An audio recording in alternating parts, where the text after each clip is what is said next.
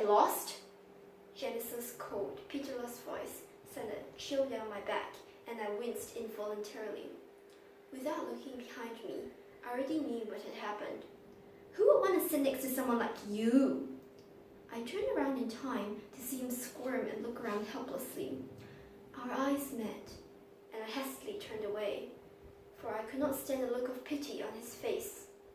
Silently, I heard his footsteps drift away.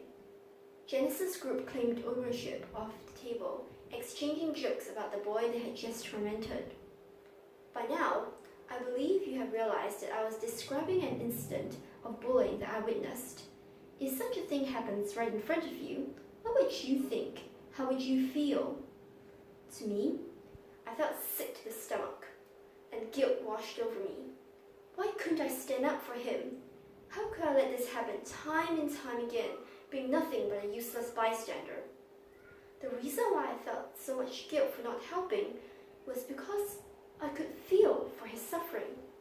As fellow human beings, we all have the ability to feel for one another, be it happiness, sorrow, or pain. This is empathy. Empathy is the basis of compassion, which is the desire to take action and help after putting yourself in someone else's shoes. However, to practice compassion takes wisdom, commitment, and courage. It takes wisdom because we need to know whether we are causing more harm than help.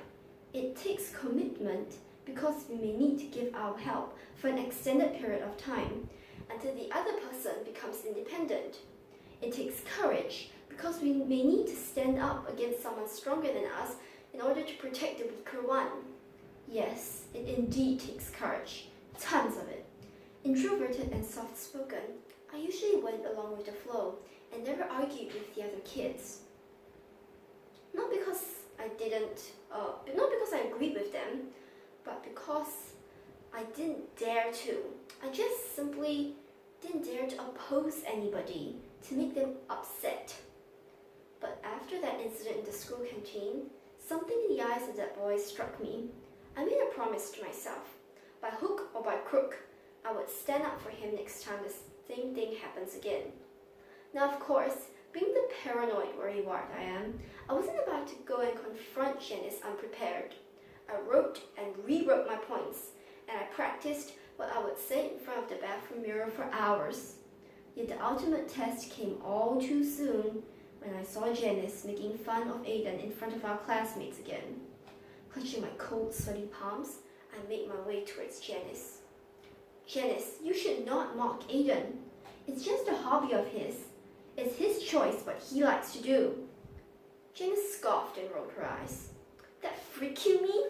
When do you see a boy who knits, cooks, and dances? Oh, maybe he also wears skirts at home. Her mockery angered me. What's so weird about that? Janice narrowed her eyes at me, and I could feel her annoyance. I guess you're a freak too, aren't you?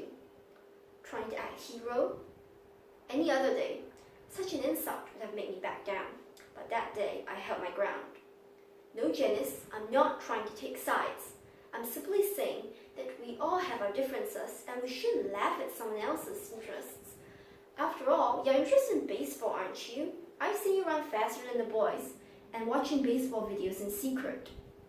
By taunting Aiden, you're creating a barrier between you and your passion. By discouraging his interests, you're actually discouraging yours because you think it's too much of a tomboyish activity and you are afraid of being shunned and thought of as a weirdo. It's not helping anybody though, as you can tell. Though I was quiet in school, I had been fully aware of what was going on. Janice was stunned. As arrogant as she was chocked for words. She gave me a long stare before storming off. But there was no denying that she had understood. And it showed too. When Janice stopped taunting Aiden, the rest of the class was influenced as well. And though they did not exactly understand him, he was given much more respect and space to develop his interests. Watching his confidence restore and his esteem rise brought a sense of satisfaction that words can do no justice. Today, I have more confidence in myself, and I can make a difference because I know I can. I have taken up public speaking so that I can influence more people, and I am less afraid to speak my mind now. I would never have accomplished these had it not been for that compassion. Turns out, compassion not only changes the person you have chosen to help,